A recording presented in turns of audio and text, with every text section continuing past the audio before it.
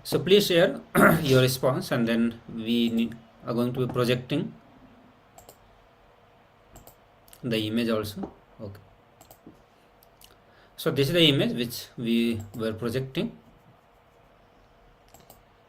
So Okay, now, a participant has put blue sky, white colors, bubbles, yellow duck, bird, fishes, and fish tank. I saw green grapes also. Okay. okay, so part of it you were able to see, and most of the things you could not see. Not an issue. We'll have many more rounds of power manifestation, and you can continue. What about the other participants? I saw few more participants were manifesting this round of power. Ma Mihiri, and then Sean Hay.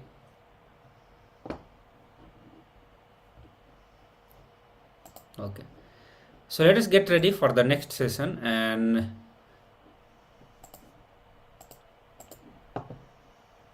in the next session we are going to learn about science of completion. We are going to get into two different processes of science of completion. One where you will be taught to relive within your inner space, and one using the mirror. So mirror completion process, two important process on completion we are going to learn.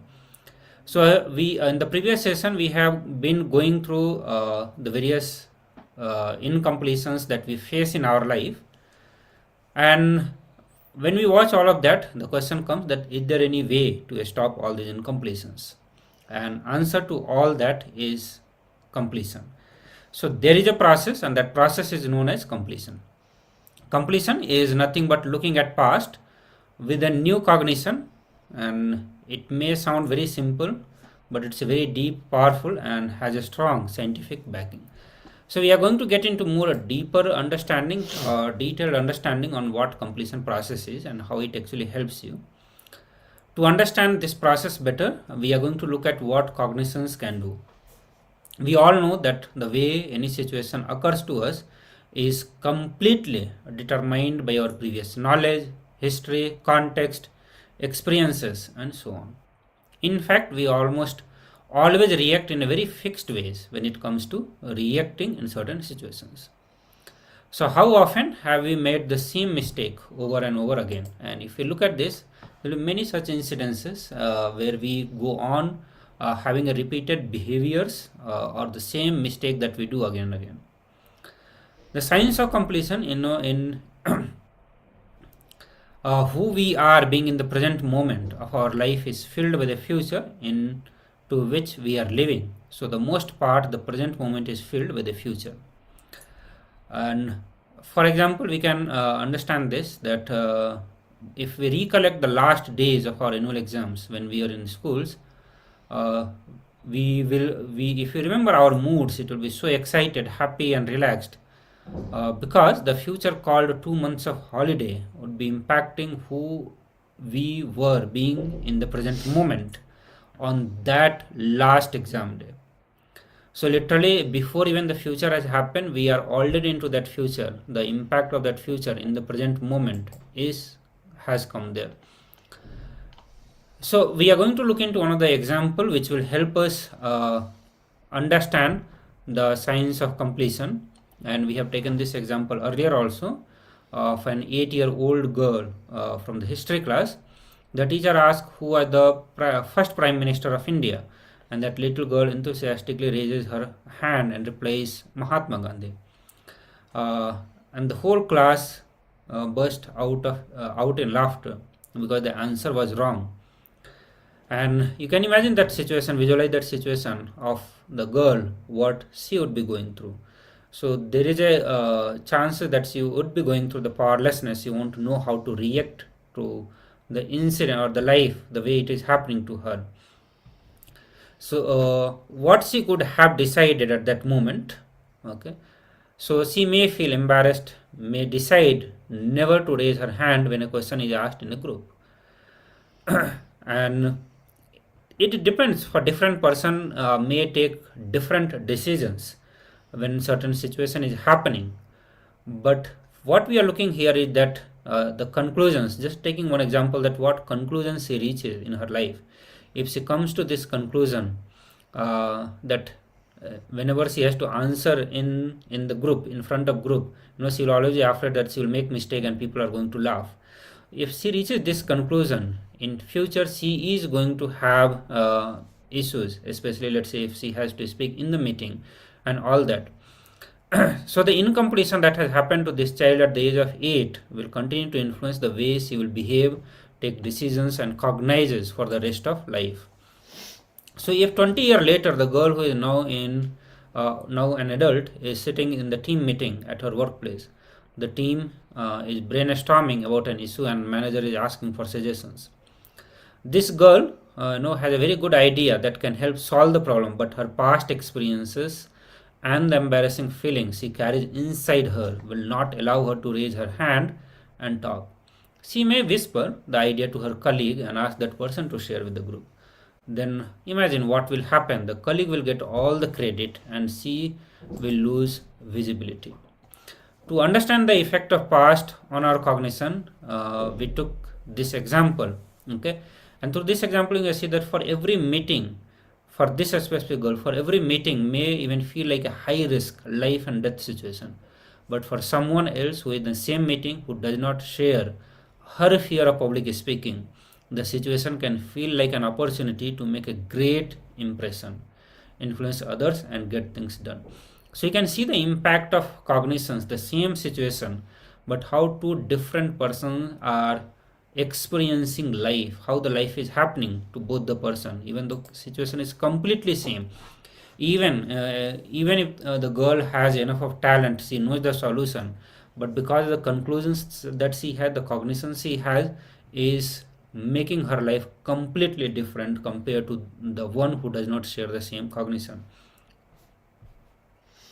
So it is as if these two people are living in a two different worlds itself. If we see, the first girl's cognition has severely bounded her. She's unable to see any options in that situation. She only sees the only way out the situation is to make her powerless. Somebody calls this as, or we call this as, binding cognition. So the opposite of binding cognition is what? Is liberating cognition. A liberating cognition means it gives people options in any situation it may be. It is a way of looking at the world that empowers people as opposed to making them powerless. So every situation has a liberating cognition. Let's take a small example maybe. Let's say a 60-year-old man was let go from a job that he had held for 30 years.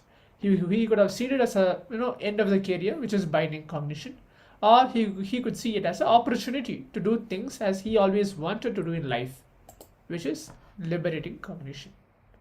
So when we see reality as it is, which is happening without any filter of the binding cognition, then we are complete. We are in the space of completion. Completion is nothing but coming to terms with reality. Anything between you and reality is incompletion. Coping up face to face with the reality is what Swamiji calls as his completion. So now let's take a moment, directly listen from the Supreme Pontiff of Hinduism on how to create an authentic identity to be in the very space of completion.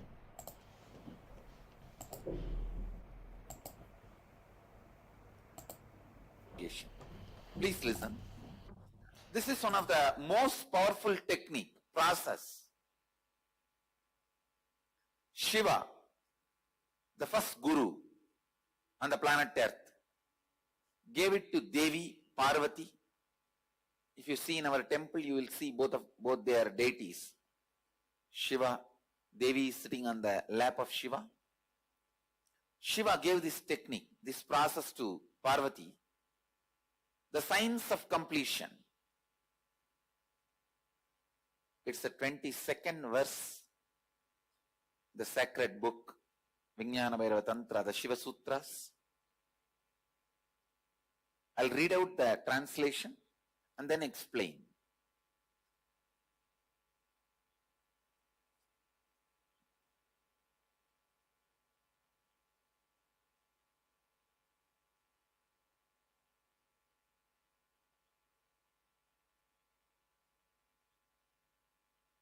Look at your past disidentified, let attention be at a place where you are seeing some past happening and even your form having lost its present characteristics is transformed. Listen.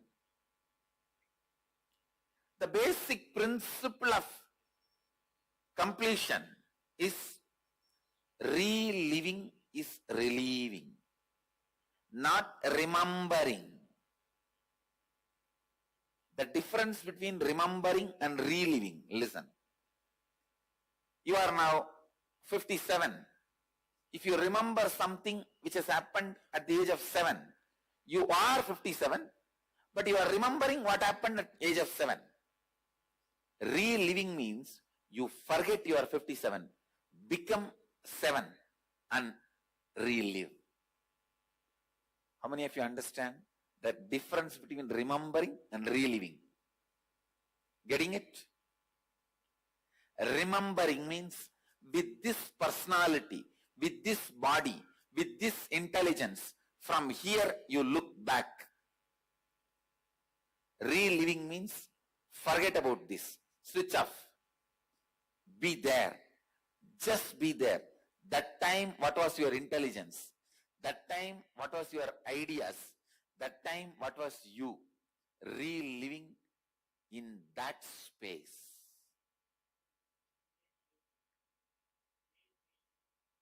Same anything. I don't even want to say pain. Sometimes it may be doubt, it may be guilt, it may be pain, it may be joy, whatever. Listen. Are you all understanding the difference between remembering and reliving? Reliving means going, switch off here. Lose the present characteristics. Go back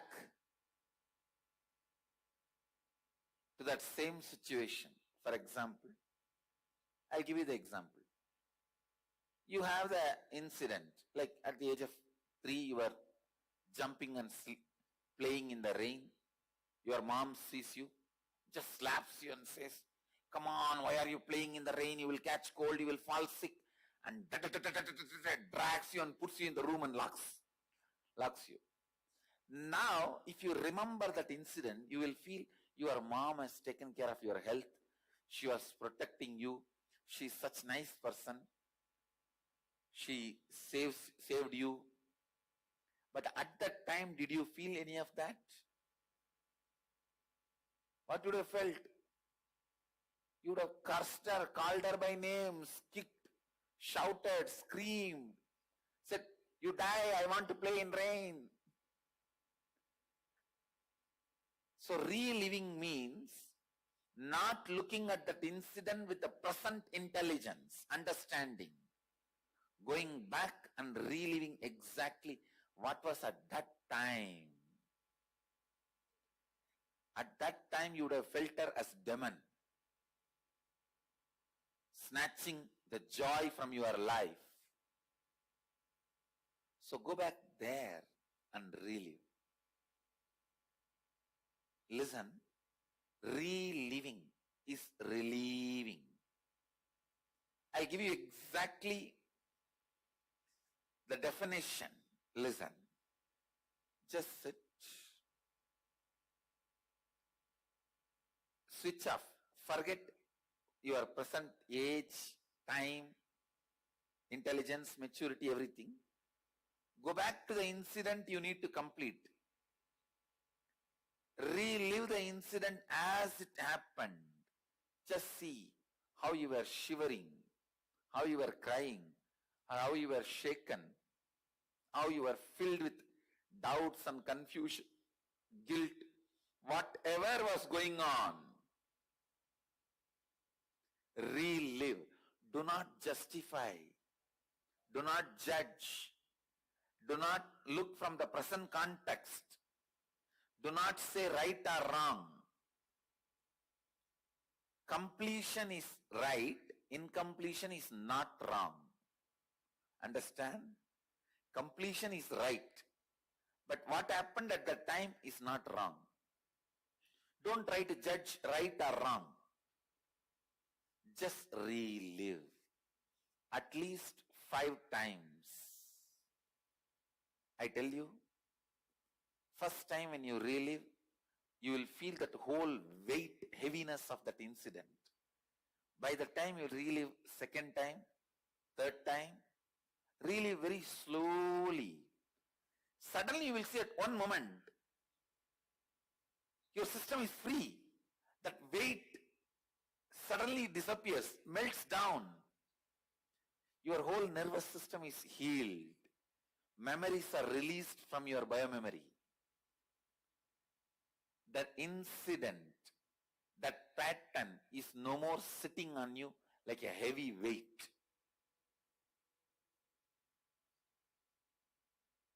If you do it, you will catch it. You will understand it. You will experientially get it. So every incident you wrote, just sit and relive at least 5 times. This is the first step of completion. And as an incarnation, I commit with you all, whatever you relive, I'll complete it. You'll be free from the patterns and incidents. You'll be free from that sadness. You'll be free from that incompletions in every way. Please listen. I can really burn your sufferings and I'll burn it.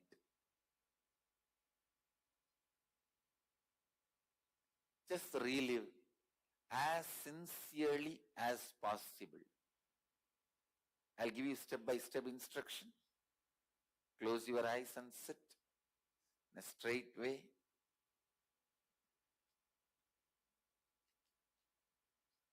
You don't need to tie the ribbon now. Just sit. With your eyes closed. Pick up any one incident.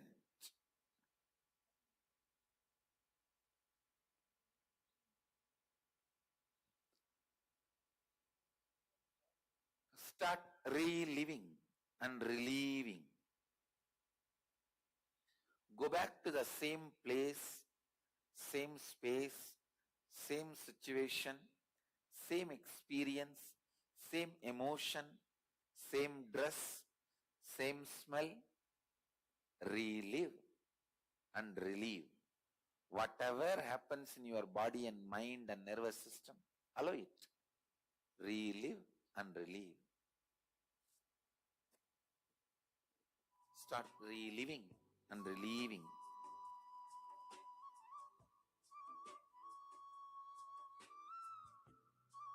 Relive at least 5 times.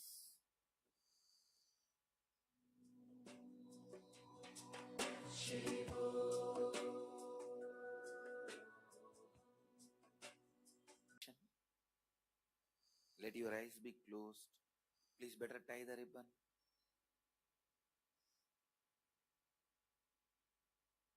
Pick up your eye band, blindfold and tie it.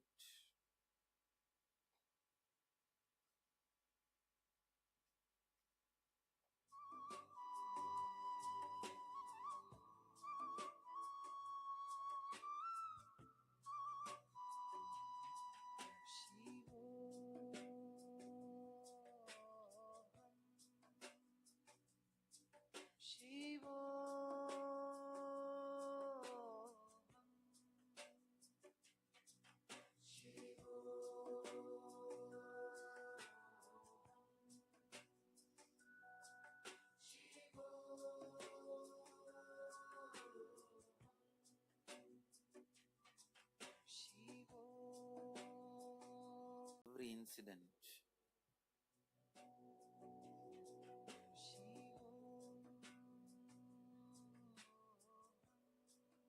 Complete at least 5 times.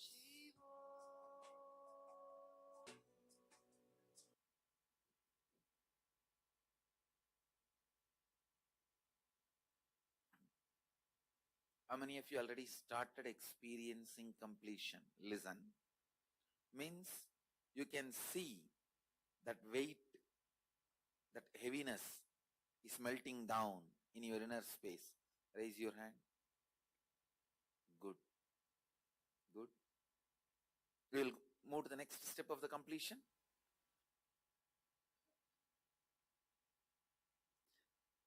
We will move to the next level of completion. Listen.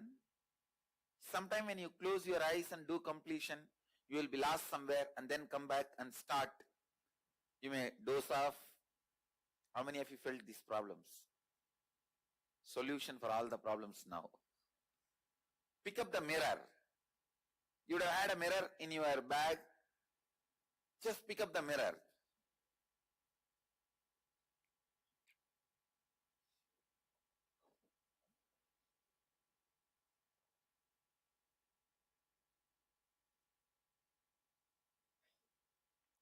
All the distraction will disappear. Getting stranded will drastically reduce. You will have so much completion. You will understand now.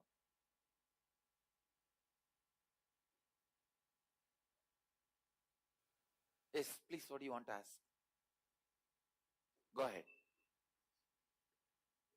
Switch on the mic.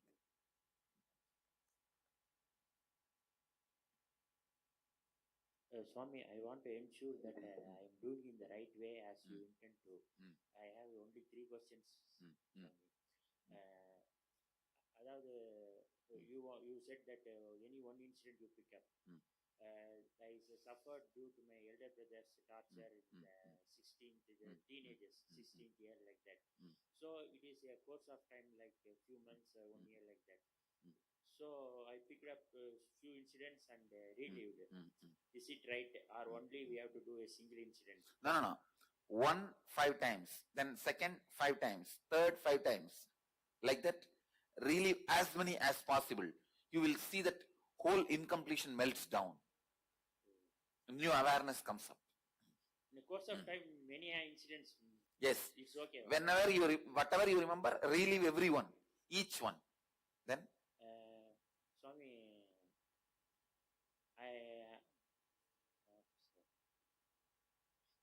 I felt was somewhat tired doing this. That is okay. Because the nerves, the whole incompletion should be leaving the system. And I never cried at that time also, now also. I never. That is okay, no problem. Don't worry. There is no problem. No problem, don't worry. I thought I am not. No, don't worry. Thank you. Crying is not compulsory. Listen, I'll give you the clear technique. Keep the mirror, support your hands comfortably so that you don't move this side, that side. Lock your both eyes into the reflection of both your eyes. Please lock.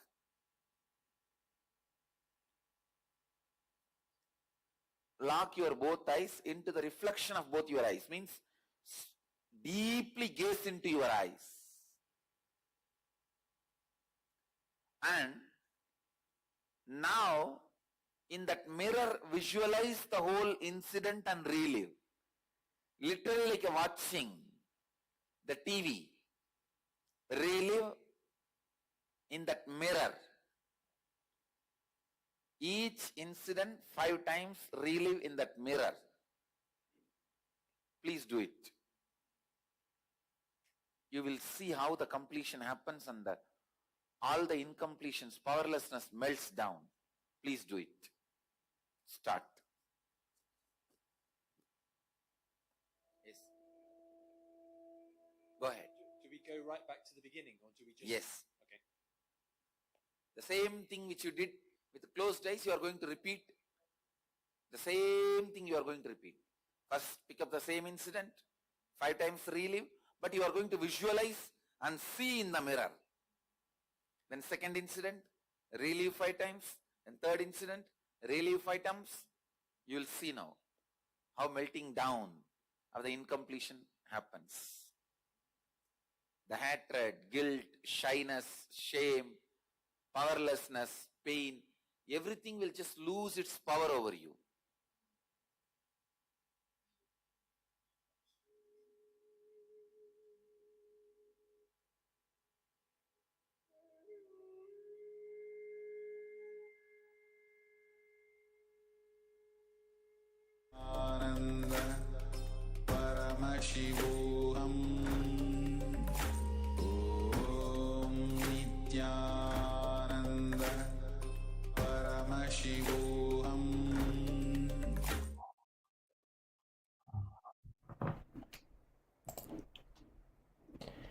So now, as we listen directly from the Supreme Pontiff of Hinduism,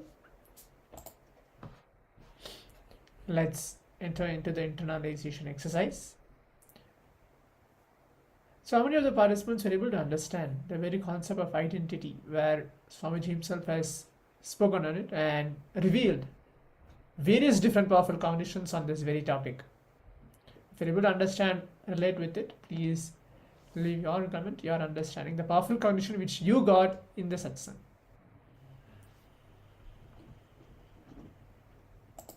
So now we'll get into the first technique.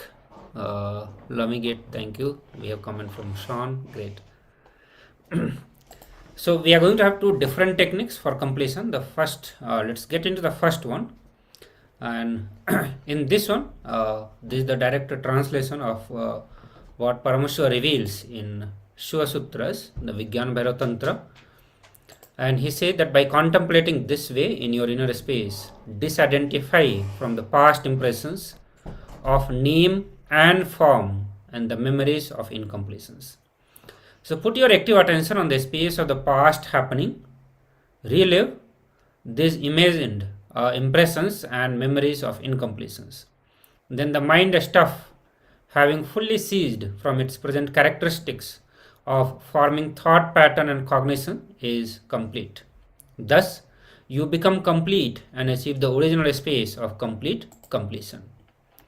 So, in how you are going to relive, the complete process of reliving or is seeing it means seeing the incident as it was in the past.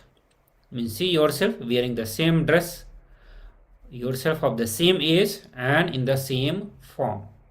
Just go back to the same situation, same emotions, same intelligence, same intellect, same understanding, same experience, same dress, everything same. Completely disidentify yourself from the present moment. So you are not going to carry anything from your present moment, neither your intelligence, nor your justifications, or nor your understanding, nor your form, nor your dress, nothing. You just go back in the past, become the same child.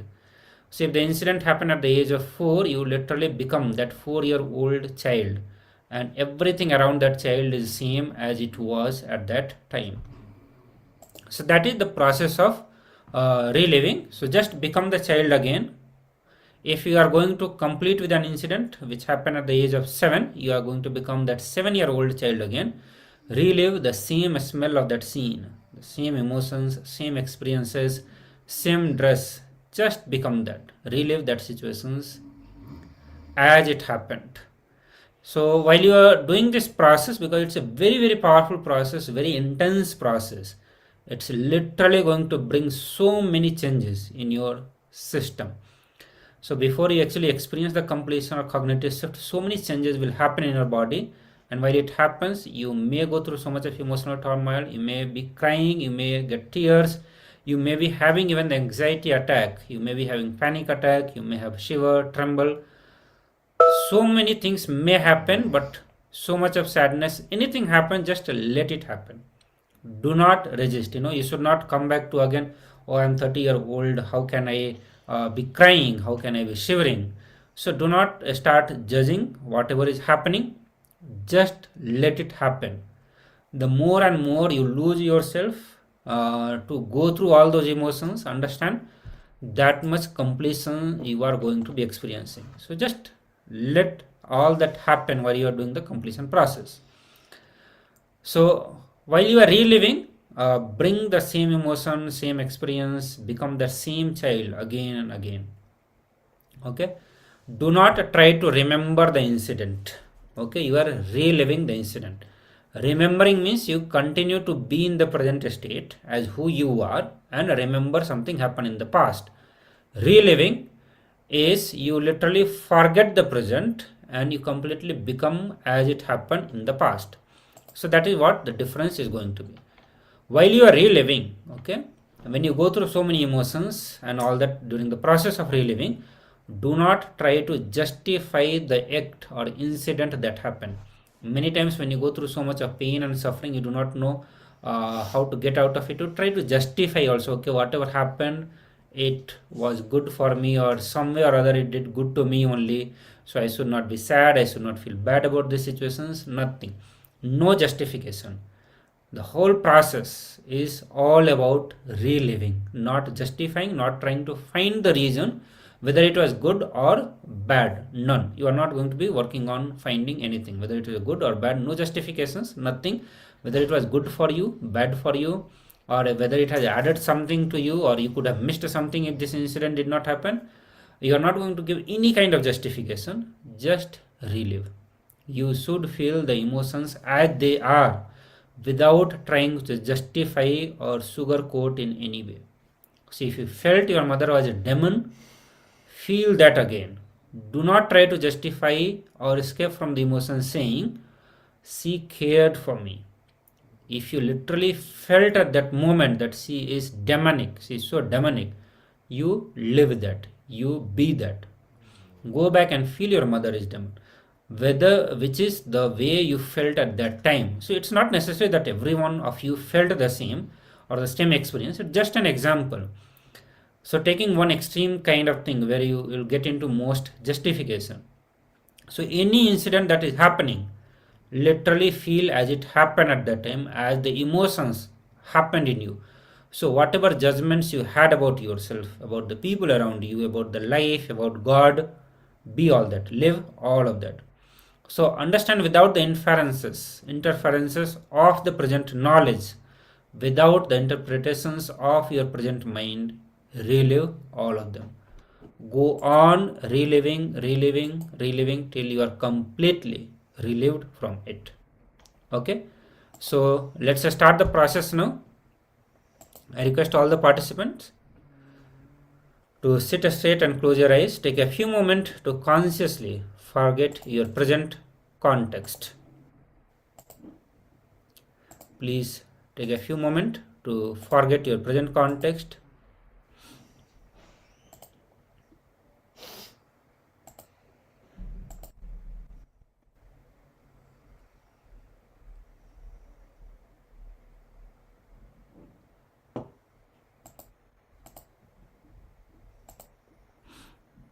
Okay, so I'm going to project the instructions for all of you.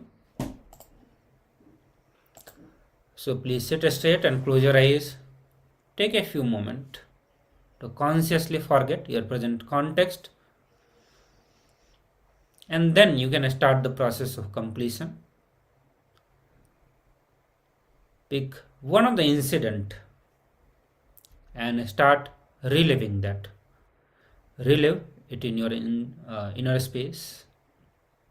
Go back to the same age, same body, mind, place, space, situations, experiences, emotions, dress, smell, everything.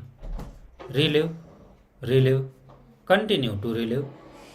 The more intensely you relive, you will be relieved from it.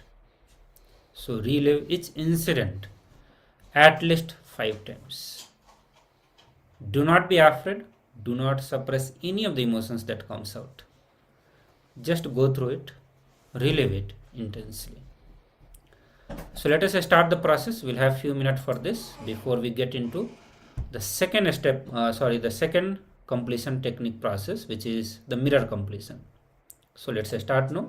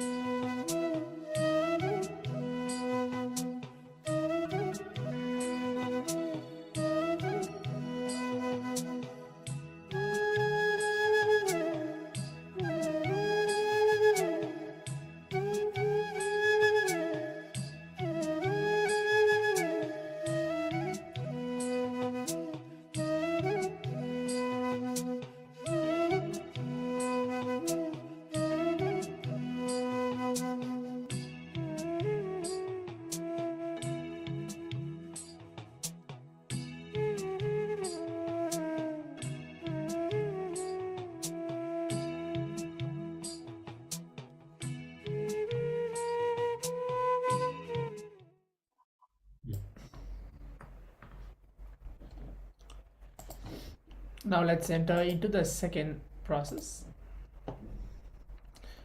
the mirror completion process. Please relax.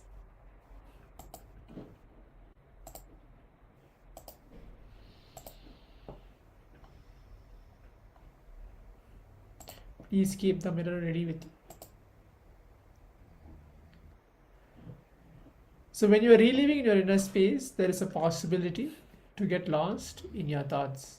When you relive in the mirror, look at the mirror and try to relive the same incident in the mirror. Get the same emotions, same feelings, same situation, same people, everything. Relive the same incident in the mirror. The first technique that which we did in your mind was now to repeat again in the mirror, because when our eyes are open, all our visualizations ability will be completely stronger. When you look at the mirror, it's 11 o'clock. You will not also get distracted. Getting stranded will be reduced drastically with the mirror itself. So now I'm going to project the instructions. Read the first incident which you wrote. Lock both your eyes with the reflection in the mirror.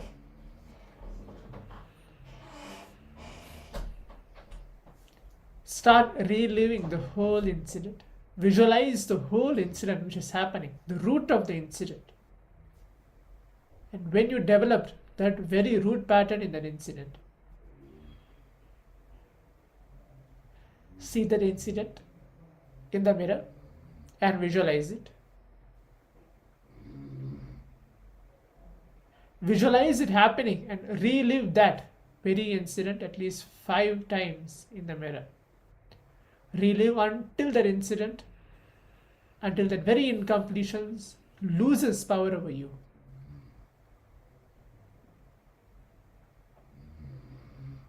Until that fear, that doubt, that incompletion, that guilt, that shame, that hatred completely loses power over you. Relive with tremendous sincerity, and then you can move on to the next incident. Let's practice this now.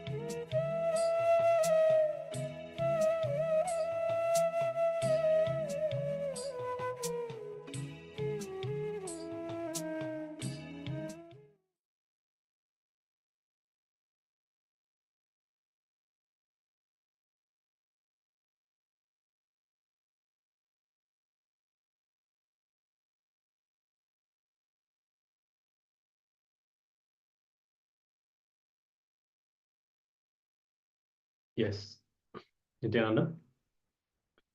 You can now relax from this completion exercise.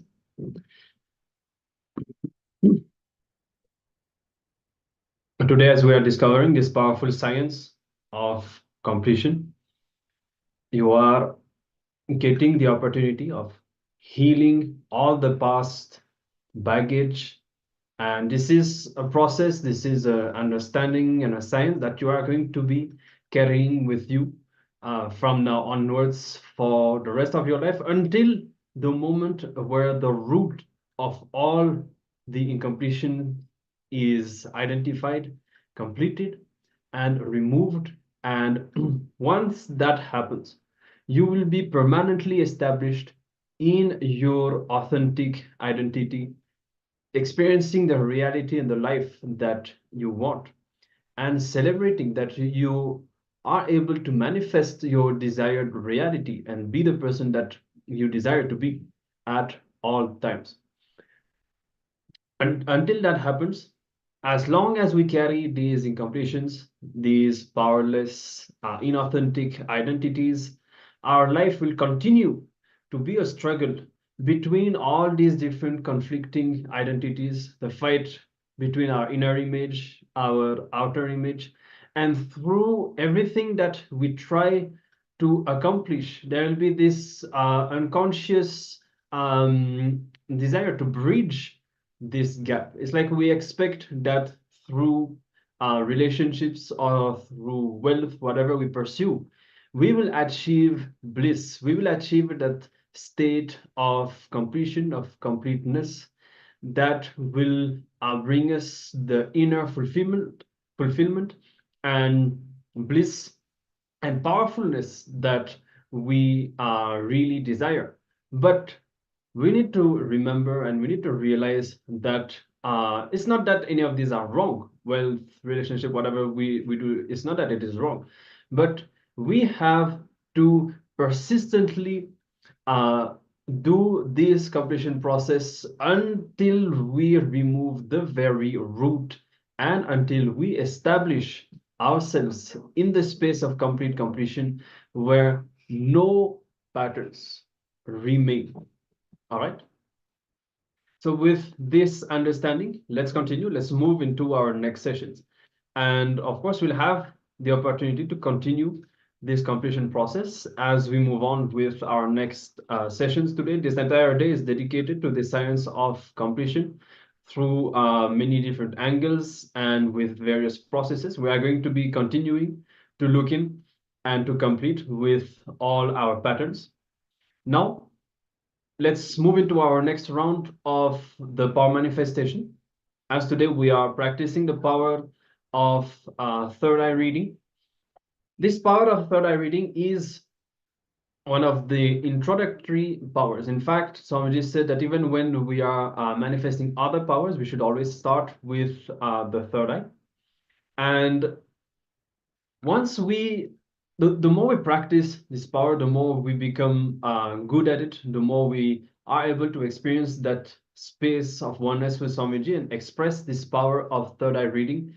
Very deep completion will happen, because every time we express this power, we are experiencing the space that we are Paramashiva, the real space of Paramashivoham.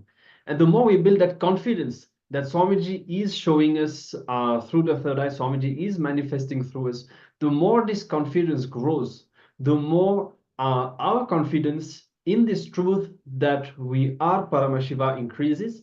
And even if we don't realize it immediately, at least we all the low inner images, the low identities that we had and that we had been struggling with, all of these disappear, because we don't fall for them anymore. We don't get associated with them anymore, because we have recognized our inherent power. All right. So with this understanding, let's prepare ourselves to enter into the next round of the third eye reading. And we'll be having 2 rounds. So let's get ready for the first. You can settle down and sit with your head, neck, and spine in a straight line. Please tie the blindfold as we are going to be showing the image on the screen. So we'll be waiting for you all to tie the blindfold. Make sure that you do not practice this power just with your eyes closed. Have a blindfold, something that cover your eyes so that no light should be reaching. It should be dark. So you can tie your eyes and settle down, sit comfortably. Make sure that you sit actively. Don't be in, don't have your back bent. Have your spine erect, your head, neck, and spine in a straight line. Bring your awareness to the third eye, and you can start chanting the Mahavakya, Om Nityananda Paramashivoham. Remember that this power manifestation does not happen because of our own effort. This power manifestation happens from the space of oneness with Swamiji. So literally, Swamiji is manifesting this power through us.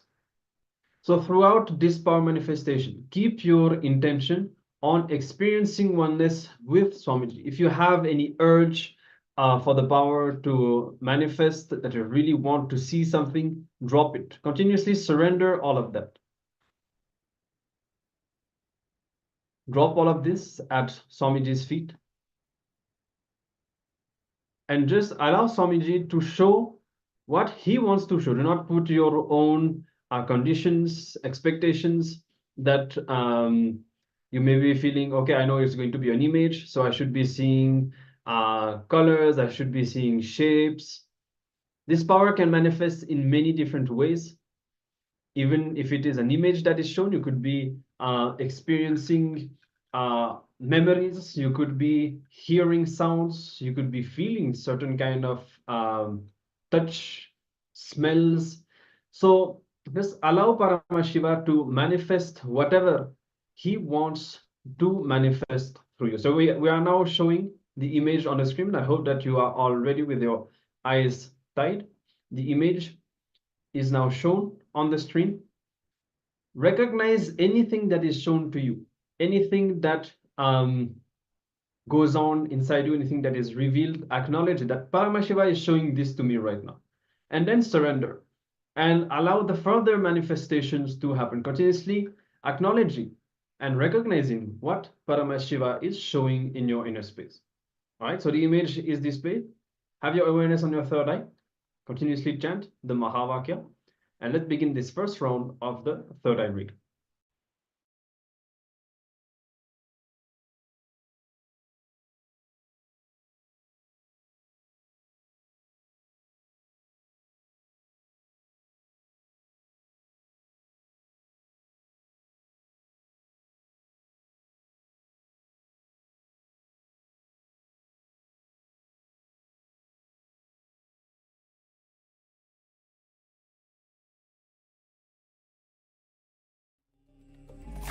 Om Nityananda